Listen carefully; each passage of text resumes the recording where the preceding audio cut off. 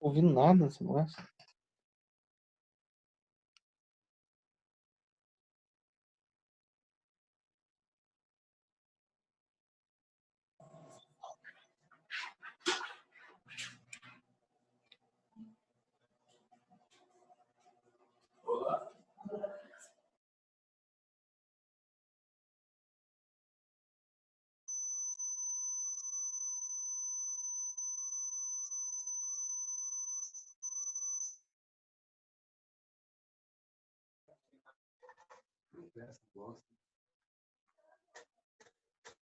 Tá sem som.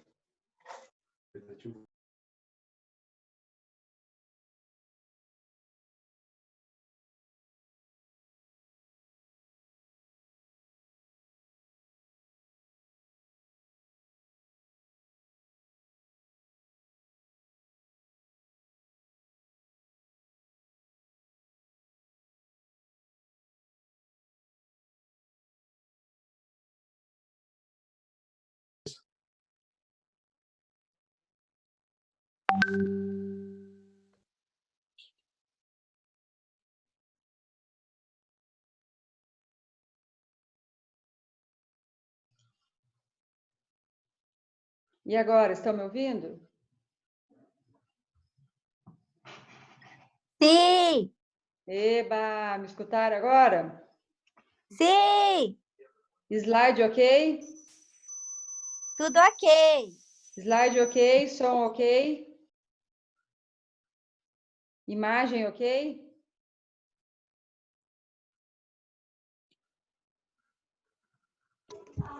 Só slide e voz. Slide e voz, né? Estão me enxergando? Agora Não, sim. Agora sim? Não, não. agora sumiu. Agora Não, sumiu a sua imagem. Bom, estando saindo o som e estando aparecendo a imagem Tá ótimo. do slide, né? Já dá para a gente começar, certo? Então vamos lá, vamos encerrar a conversa aqui no Zap e vamos para o Zoom novamente. Certo? Combinado? Sim. Boa noite, então, pessoal. Nossa aula de hoje é o famoso dimensionamento de pessoal de enfermagem. É aquela famosa aula que vocês esperam ansiosamente no último ano de faculdade, onde todo mundo faz aquele terrorismo, né, dos alunos que já concluíram a graduação, que é o momento que vocês vão fazer cálculo, gestão, que é uma parte difícil, blá, blá, blá, blá, blá, blá, blá, blá, blá. E que, resumindo, não tem nada de difícil e é completamente importante para nós enfermeiros esse dimensionamento, certo? Então, eu vou explicar aqui para vocês o início desse conteúdo, é só o início dele.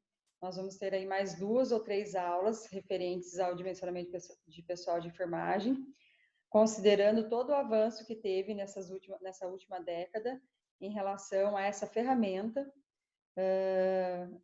desenvolvida, né, através de profissionais enfermeiros e através de muita pesquisa e que cada vez mais vem empoderando a nossa força de trabalho nos serviços de saúde, certo? Então, nosso tema está aí, dimensionamento de pessoal de enfermagem.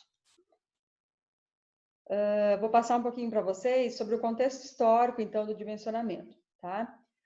Raquel Gaidzinski, que é uma enfermeira que no ano de 2004 publicou a sua pesquisa em relação à necessidade de quantificarmos e qualificarmos profissionais da área da saúde, enfermeiros, para trabalhar nos serviços de saúde. A primeira pesquisa dela, realizada em 2004, foi totalmente voltada para o serviço de saúde hospitalar, então para as instituições hospitalares, os hospitais. Eu me formei no ano de 2004. Com essa publicação de Gaidzinski, essa tão importante publicação em 2004, eu já tive esse conteúdo, então, na graduação. É claro que se a publicação aconteceu no ano de 2004, coincidentemente com o meu último ano de graduação, a professora teve a preocupação de nos passar, então, essa nova ferramenta que estava chegando até nós, na época, para nós enfermeiros, e ensinou, fez a introdução, assim como a gente está iniciando o assunto aqui com vocês hoje, e nos ensinou o básico, né, que eram os primeiros passos mesmo publicados, então, por Gaidzinski na época. Não nos apavoramos na época e tão poucos entendemos naquela época a importância que isso e o significado que isso teria para a enfermagem nos dias atuais, certo? Mas demos, então, a iniciação, né, a esse conteúdo na época, e ao longo dos anos que eu estou aqui formada, eu fui aprimorando meu conhecimento e até mesmo já tive que trabalhar com essa ferramenta, desenvolver o cálculo, né, e enviar para o Corém, sujeito, então, à avaliação do Corém, a discussão e reflexão no ambiente de trabalho, da importância desse resultado, no que ela reflete no nosso dia a dia, certo? Então, foi a primeira publicação, a primeira pesquisa e publicação foi no ano de 2004, e o COFEM, o Conselho Federal de Enfermagem, publicou, então, essa pesquisa em forma de resolução, que o Corém, toda a publicação dele é resolução, certo? Não seria uma portaria ou uma lei, né? Quem faz portaria e lei são os ministérios públicos, né? O governo federal, o governo estadual. O Corém, enquanto um conselho de classe, ele traz qualquer publicação em forma de resolução. Então, o COFEM, o Conselho Federal de Enfermagem, publicou essa pesquisa de Gaidzinski, sendo a resolução número 293 no ano de 2004. Então, foi quando iniciou toda essa pesquisa, toda essa preocupação com essa temática, certo? Os dias atuais, o que a gente encontra de publicação do COFEM em relação ao dimensionamento dos profissionais de enfermagem? A última atualização ocorrida pelo COFEM sobre como se calcular, então, a quantidade de profissionais adequados, ideais, né, para assistência de enfermagem, ocorreu no ano de 2017. Então, nós estamos em 2020, nós já estamos indo aí para quase 3 anos dessa atualização. Foi a publicação, a resolução do COFEM número 543. Então, a pergunta de concurso: qual a última atualização, qual a última publicação do COFEM que traz os parâmetros atualizados para se quantificar profissionais de enfermagem? Quando a gente fala de profissionais de enfermagem, a gente tem que lembrar das três categorias: o enfermeiro, o técnico e o auxiliar de enfermagem, certo? Então, se cair isso no concurso, o que você vai responder? É a resolução COFEM 543/2017, certo? Ela atualiza, então, os parâmetros para o dimensionamento, para o cálculo de dimensionamento do quadro de profissionais de enfermagem nos serviços locais e que são realizadas atividades de enfermagem. O que isso significa também? Que todos os serviços que têm enfermagem, desenvolvendo tarefas e atividades de enfermagem, intervenções de enfermagem, tem a obrigatoriedade perante a resolução, essa última atualização do COFEN, a 543/2017, de desenvolver o cálculo, encaminhar para o COREM para análise, após análise, em confirmação, né, dos dados, se estão corretos ou não, o feedback que o COREM nos dá, você vai publicar, então, a escala de enfermagem, o dimensionamento de enfermagem lá em local público, certo? E encaminhar uma cópia para o seu chefe imediato, para dar ciência para eles que a quantidade de profissionais de enfermagem calculada está adequada, ou se ela não está adequada, se não está adequada, qual é o déficit, qual a quantidade de profissionais, então, que deveria ser contratada, né? Daí depende do vínculo do tipo de vínculo do serviço, para adequar, então, o dimensionamento de profissionais de enfermagem para aquele serviço, certo? Então, a nossa última atualização foi em 2017. O bacana todo esse avanço aí dos estudos, das pesquisas sobre o dimensionamento de pessoal de enfermagem, que cada vez mais novos enfermeiros, pesquisadores, se interessaram pelo assunto, perceberam, então, o grande significado do dimensionamento para nós, da enfermagem, e buscaram cada vez mais pesquisar o dimensionamento apropriado aos outros tipos de serviços de saúde. Lembrando que Raquel Gaidzinski, a primeira pesquisa que realizou e foi publicada em 2004, ela fez um estudo, uma pesquisa voltada para hospitais. E o que ao longo do período foi sendo apontado e tendo o retorno aí dos enfermeiros, então, que tinham essa responsabilidade de estar fazendo esse cálculo, que como o cálculo ele foi elaborado a partir de uma pesquisa para hospital, ele não se adequava a outros serviços de saúde. Quais seriam esses outros serviços de saúde? Ambulatórios, unidades básicas de saúde, clínicas de imagem, né? Uma clínica lá, por exemplo, em Itapeva, que faz endoscopia, por exemplo, o CEDISP, né? Que faz vários tipos de exame por imagem. Então, ela não se adequava a esses serviços que não tinha a característica de hospital. Quando a gente fala de hospital, a gente lembra de leito. Hospital, eu tenho leito e eu tenho um paciente nesse leito, né? Então, era a única publicação, era a única resolução que tinha no COFEN e COREM sobre como quantificar profissionais de enfermagem, mas ela acabava, né, o que ela teve de desvantagem foi que ela não se adequava quando você ia colocar esse cálculo, utilizar os parâmetros desse cálculo desenvolvido por Gaidzinski, ele não combinava, né? Não combinava com outros tipos de serviço. E a gente tinha que fazer todo, né, uma visualização daqueles parâmetros para um serviço que não combinava com aqueles parâmetros. Enfim, a gente sofria, ligava para a COREM lá pedindo ajuda, às vezes outros colegas que já tinham passado pela situação ajudavam a fazer o dimensionamento, mas ele não estava de encontro com a realidade, porque a realidade do hospital é diferente da realidade de uma clínica de imagem, ela é diferente de uma atenção básica, é uma forma de assistência de enfermagem diferenciada, né, em cada tipo desses serviços, e isso chamou a atenção, então, para novas pesquisas. Então, ao longo desses últimos anos, e provavelmente os próximos anos, novos enfermeiros encararam esse desafio e foram, então, fazer pesquisas para entender quais seriam os parâmetros, então, desejados para eu poder quantificar profissionais de enfermagem para uma clínica de imagem, para atenção básica, certo? E a grande novidade, então, de 2017 foram que vieram novos parâmetros, novos cálculos, adaptados, então, baseados em pesquisas dessas enfermeiras que trabalharam nesses últimos anos, nas suas pesquisas de mestrado e doutorado, desenvolvendo, então, ferramentas e parâmetros adequados a esses outros tipos de serviço de saúde. Então, a resolução 543, ela é bem completa e, com certeza, nos próximos anos ela sofre alterações, atualizações ou até mesmo implementação. E o bacana de tudo isso, que fortaleceu cada vez mais a importância e a significação e a relevância da presença nossa, enfermeiros, em todos os serviços de saúde. Então, a importância de quantificar quantos enfermeiros eu preciso para ter uma assistência de qualidade e que preserve a segurança do paciente em cada um desses tipos de serviço de saúde, certo?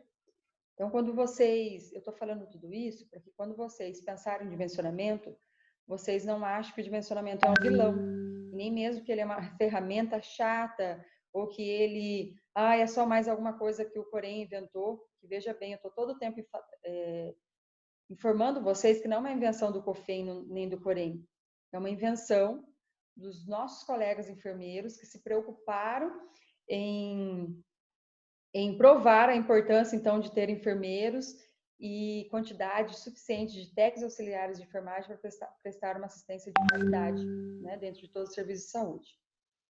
Vamos lá. Então, vejam isso como algo bom, algo positivo, e que você vai ter como resultado algo que você vai ter argumentos para conversar no seu ambiente de trabalho e encorajar, motivar os gestores para contratações e adequação, né, dessa força de trabalho em saúde para uma assistência de enfermagem adequada e eficaz, eficiente. Então, o que é a resolução, né, essa mais atual que a gente tem, a 543 de 2017, o que ela diz?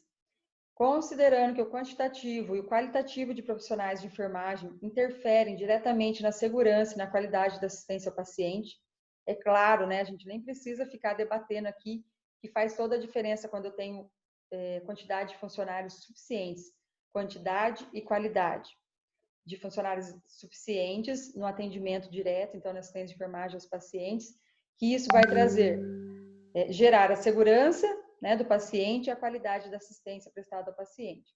Considerando que compete ao enfermeiro estabelecer o quadro quantitativo de profissionais necessário para a prestação da assistência de enfermagem, e aqui diz, então, a resolução, que é uma tarefa nossa, é uma competência nossa, né, de nós enfermeiros, desenvolvermos, então, esse cálculo, né, que não é tarefa do diretor do hospital, do técnico de enfermagem, do auxiliar de enfermagem. Então, é mais uma competência, uma atribuição específica do enfermeiro. Considerando a necessidade de atingir o padrão de excelência do cuidado de enfermagem e favorecer a segurança do paciente, do profissional e da instituição de saúde. Então, veja bem, não é só a enfermagem que ganha, é o paciente que ganha, e é o atendimento, é todo o serviço prestado naquele hospital e a visão sistêmica de tudo que é realizado naquele hospital, né, naquela instituição, naquele serviço de saúde, que vai ganhar, né, quando a gente tem quantidade e qualidade, quantidade suficiente de profissionais e qualidade naquilo que a gente faz, certo? O dimensionamento do quadro de profissionais de enfermagem deve basear-se em características relativas ao serviço de saúde, ao serviço de enfermagem e ao paciente. E quando a gente fala do paciente, eu tenho que atender os critérios de grau de dependência desse paciente em relação à equipe de enfermagem. Então, voltando aqui no item 1, aos serviços de saúde. Por que características do serviço de saúde? Lembra quando a gente teve aula de organograma, né? Quando a gente fala lá como que está a formação desses serviços de saúde? Se a gente for observar o organograma, quem está lá no alto? Quem que é a diretoria? A diretoria, ela rege o serviço filantrópico, é um serviço particular, né? Ela só trabalha com convênios. Abaixo dessa diretoria, quem são os coordenadores? Abaixo desses coordenadores, quem são os enfermeiros operacionais? Quem que está sob a supervisão desses enfermeiros operacionais, certo? E em relação a serviço, lembra que a gente já viu em sala de aula, e eu sugeri para vocês acessarem o site da Santa Casa de Itapeva, quando a gente fala de serviço de saúde, o que é esse serviço de saúde? Qual o objetivo dele, né?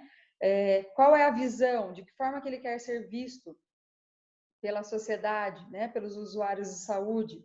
Qual que é a meta dele? Né? O que ele quer atingir em X período? Qual o tipo de serviço que ele quer prestar? É humanizado? Né? Lembro dessas conversas na nossa sala de aula em relação a outros conteúdos. Então, aqui são características desse serviço. Né? Se esse serviço ele quer ser bem visto, se essa instituição hospitalar, se essa unidade básica de saúde, se essa gestão municipal que rege lá todos os atendimentos básicos de saúde, se uma clínica, se um centro de imagem diagnóstico, como que ele quer ser visto? Como um serviço de qualidade, de eficiência? Se ele quer ser visto como um serviço de qualidade e eficiente, ele vai considerar que ele tem que ter um número suficiente de funcionários para prestar um serviço de qualidade e para ter um resultado final, né? Um bom resultado final. Quando que um gestor sabe que o resultado final é bom? Quando o cliente volta, quando o usuário fala bem dele para outro usuário, quando o usuário faz um feedback positivo daquele atendimento que ele acabou de receber, né? Ele pode fazer um feedback imediato, espontâneo ali ainda durante o atendimento, ou mesmo com as redes sociais hoje em dia, ele pode fazer um feedback positivo em rede social, como ele pode fazer um feedback negativo, né? O negativo, então, eu considero que o resultado final não está adequado, e daí eu tenho que olhar para o processo. O que é o processo? Tudo que é feito durante o atendimento do paciente. Pense, o processo começa desde a chegada do paciente, tudo que é desenvolvido durante o período que ele está, até a alta dele. Então, quando eu quero saber as características relativas a um serviço, eu tenho que olhar como um todo. Como que foi a experiência do paciente da chegada até a saída dele e o feedback que ele nos dá, né? Muitas vezes não vai ter a fala, ele não vai verbalizar se ele gostou, se ele não gostou, se ele achou que o serviço foi bom, não foi bom, mas o retorno dele, ele querer utilizar novamente aquele serviço, é uma forma de considerar, então, do gestor observar e perceber que o serviço está sendo bem feito. Em relação ao serviço da enfermagem, em características relativas ao serviço da enfermagem, o que seria esse serviço da enfermagem? O que tanto a enfermagem faz? Vai depender desse tipo de serviço que ela está inserida, né? Uma unidade de internação, o que é feito tanto durante a internação do paciente? Quais são os serviços, os procedimentos que a enfermagem faz? Então, tudo que diz respeito a todas as tarefas, intervenções realizadas pela enfermagem. E relativas às características relativas ao paciente, o grau de dependência em relação do paciente à equipe de enfermagem. O que isso quer dizer? Na resolução 543, e nas resoluções anteriores também, a gente trabalha com uma ferramenta chamada Fugulin, né? Fugulin é o nome de uma enfermeira que desenvolveu essa forma de quantificar, né, perante os critérios, os parâmetros do paciente, que tipo de paciente que ele é. Já já eu vou mostrar o que significa Fugulin, certinho. Mas, de forma geral e abrangente, o que seria o grau de dependência? A gente divide em 5 tipos de paciente em relação ao grau de dependência. O paciente de cuidado mínimo, anotem aí, PCM, paciente de cuidado mínimo. Outro paciente, paciente de cuidado intermediário, PCI, paciente de cuidado intermediário. Paciente de cuidado de alta dependência, PCAD, paciente de cuidado de alta dependência. PCSI, paciente de cuidado semi-intensivo. E o quinto e último, PCIT, paciente de cuidado intensivo. Então, tenho 5 categorias de paciente: paciente de cuidado mínimo, paciente de cuidado intermediário, paciente de alta dependência, paciente semi-intensivo e paciente intensivo. Pela lógica, se eu estou falando que ele é um paciente de cuidado mínimo, o que eu já posso imaginar? Que ele depende muito pouco da enfermagem, que a enfermagem está muito pouco presente nos cuidados com ele, porque as condições que ele apresenta exige muito pouco a participação da enfermagem nos cuidados junto com ele. O paciente de cuidado intermediário já exige um pouco mais da presença do enfermeiro, né, durante um plantão junto com esse paciente. O de alta dependência, pela lógica, o que eu já vou imaginar? É um paciente acamado, que precisa de um banho de leito, que ele precisa de auxílio para se alimentar, ou ele está em uso de sonda, certo? Então, ele tem mais características que levam à presença com mais frequência, com mais constante da enfermagem junto dele. O paciente semi-intensivo é o paciente que está provavelmente aguardando uma vaga para UTI, né? O próprio nome diz semi-intensivo. Se intensivo considera um paciente de UTI, né? paciente intensivo é o paciente de unidade de tratamento intensivo, o semi-intensivo é aquele paciente que pode estar já entubado num leito de PS ou até mesmo numa clínica médica. Vamos imaginar que ele é um paciente de clínica médica, ele evoluiu para uma piora, precisou, né, pode ter feito uma parada cardiorrespiratória, foi entubado em leito de internação e aguarda para o seu encaminhamento, uma vaga para leito de UTI, certo? Então, de forma geral, são esses tipos de paciente que a gente encontra no atendimento hospitalar, né, unidade de internação. Vamos para frente, que vai estar explicando melhor como que eu vou classificar, então, e categorizar esse paciente em cuidado mínimo, intermediário, de alta dependência, semi-intensivo e intensivo.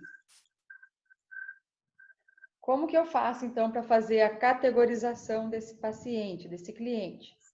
Eu uso o sistema de classificação de paciente, o famoso SPC. Opa, falei errado, SPC é música. O famoso SCP, Sistema de Classificação de Paciente. Vão marcando essas siglas, porque com o passar do tempo, nas próximas aulas, eu vou acabar falando as siglas, tá? Então, vão se familiarizando. Então, SCP, Sistema de Classificação de Paciente. Eu atrasei aqui para começar a aula, porque eu não estou achando, infelizmente, meu pendrive, onde eu salvei o modelo que a gente utiliza aqui no Hospital São José, aqui em Itaberá, certo? Mas eu vou disponibilizar para vocês aí, fiquem tranquilos, eu disponibilizo para vocês no Moodle, assim que encerrar a nossa aula, tá? Eu vou só voltar aqui. Eu fui, na verdade, para frente. Então, sistema de classificação de paciente. Nós temos 4 estudos.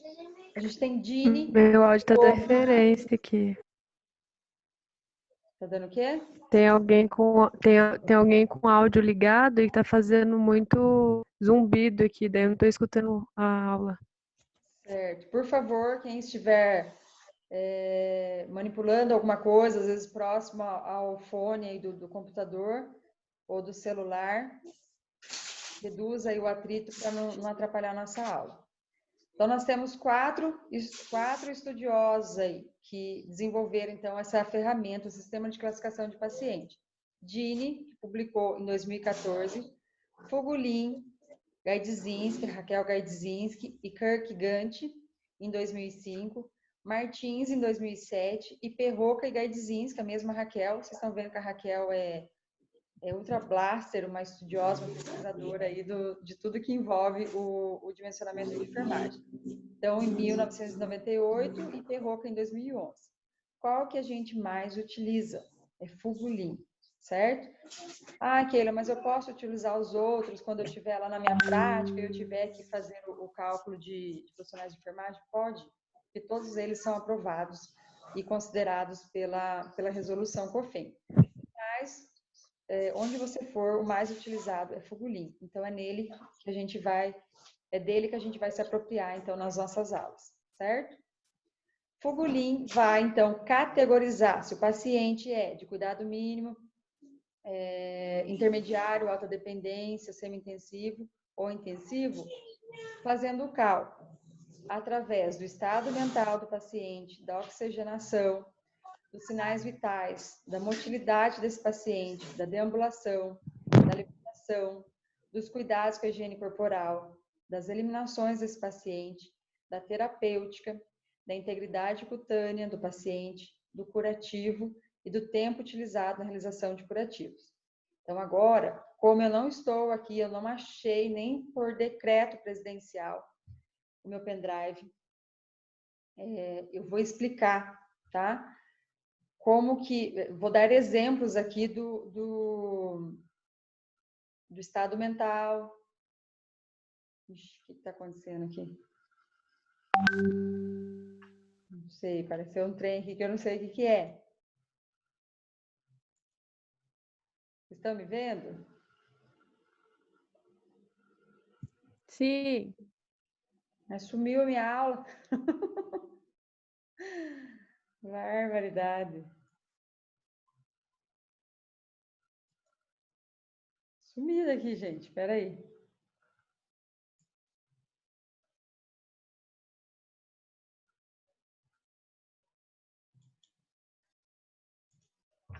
Ver se eu consigo voltar. Voltei, né? Voltou o slide? Sim. Voltou, Voltou. né? Então, vamos lá. Eu não tô com a bendita planilha aqui para mostrar para vocês, mas imagine que ela tem a coluna, onde a primeira coluna está lá, estado mental, segunda linha, oxigenação, terceira linha, sinais vitais, quarta linha, motilidade, assim sucessivamente, certo? Do lado dessa primeira coluna, o que eu vou ter? Um parâmetro de 1 a 4. Então, tem depois da coluna dos critérios, eu tenho 1, 2, 3, 4.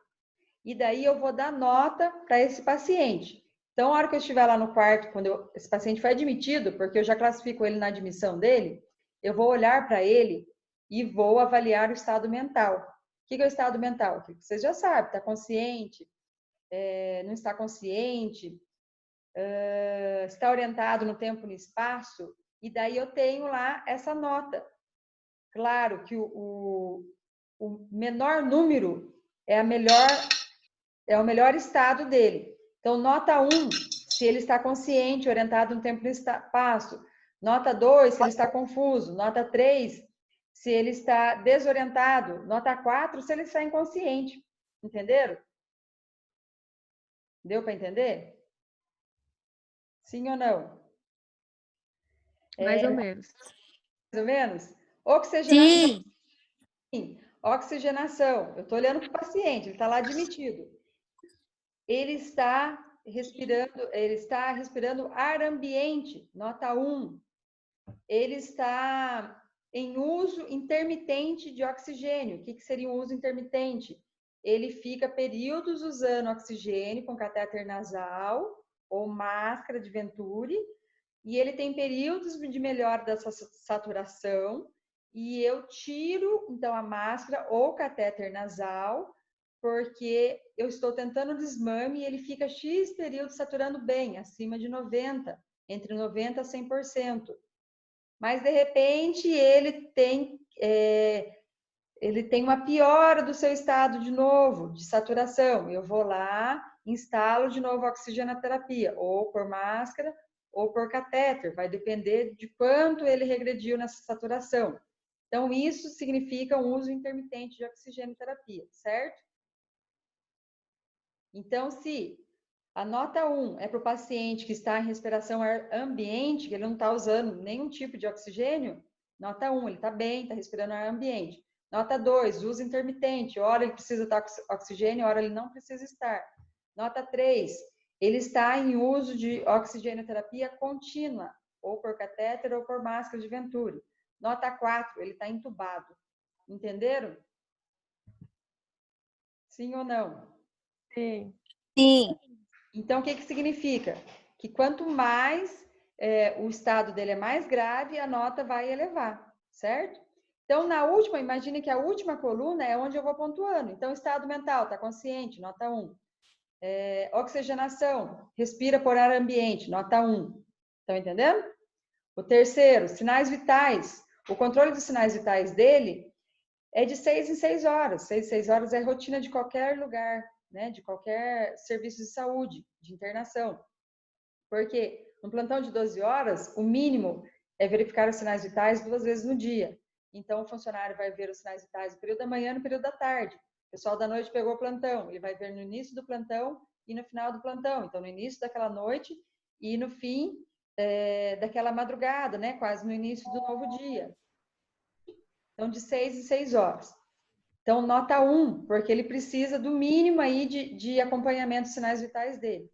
Nota 2, eu preciso aferir os sinais vitais dele de 4 em 4 horas, conforme a prescrição do médico, porque o médico também faz essa prescrição, certo? Então, eu preciso de mais constância, de mais frequência de verificar os sinais vitais dele. Então, 2 pontos para isso. Nota 3, não, eu preciso verificar os sinais vitais dele de 3 em 3 horas. Então, entendam que quanto mais eu preciso estar monitorando os sinais vitais dele, mais a nota dele vai subir, certo? Que vai de 1 a 4. Então, eu vou observar. Está prescrito de 6 em 6 horas? Nota 1. Está prescrito de 4 em 4 horas? Nota 2. Coloco lá o valorzinho do lado. Então, vou simular aqui como se fosse um paciente. Então, o nosso paciente está respirando ar ambiente, nota 1. Estado mental, está consciente, nota 1. Oxigenação, nota 1. Ar ambiente. Sinais vitais de 6 em 6 horas, nota 1. Motilidade, esse paciente movimenta, articula todos os membros do seu corpo. Ele leva braços, ele dobra as pernas, ele consegue deambular. Então, veja bem, quanto mais independência na sua motilidade e mais capacidade na sua motilidade, a nota é menor. Então, se ele faz tudo isso, nota 1. Não, ele não tem. Vamos imaginar que o nosso paciente agora, aqui, exemplo, é um idoso. Então, ele já está mais fraco, já está mais debilitado, né? Então, ele até movimenta, mas ele já tem mais dificuldade, ele demora mais. Levanta o braço, dona Valentina. Ela leva lá, né? Quase 10 segundos para levantar um braço. Então, ela tem uma dificuldade, não tem? Então, quanto mais grave, mais difícil os seus movimentos, mais debilitados os seus movimentos, a nota vai subindo, certo?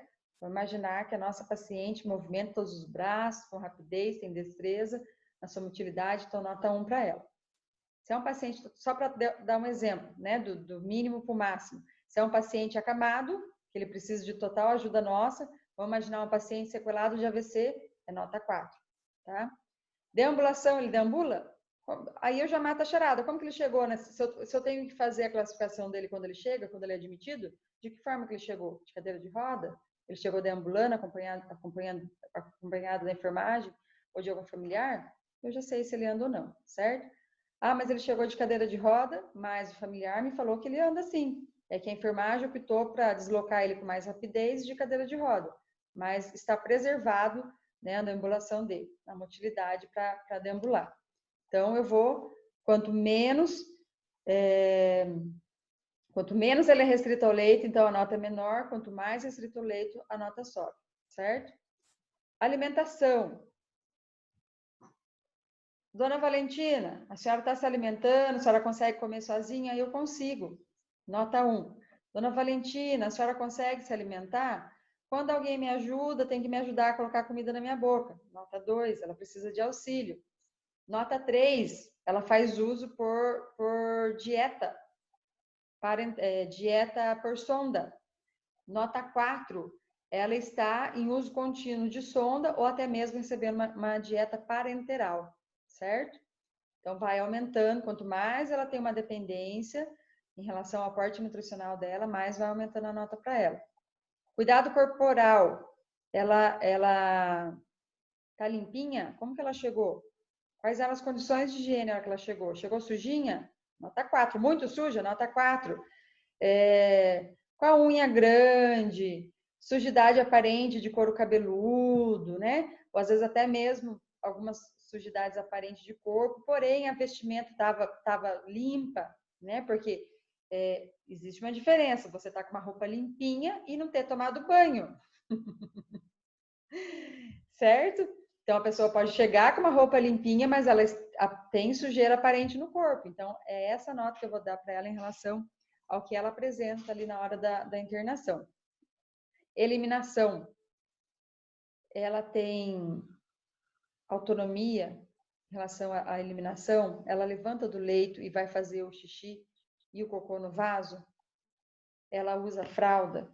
Se ela faz o xixi e o cocô sozinho lá no vaso, ela sai do leito e vai lá? Nota 1. Ela está em uso de fralda? Nota 2, certo?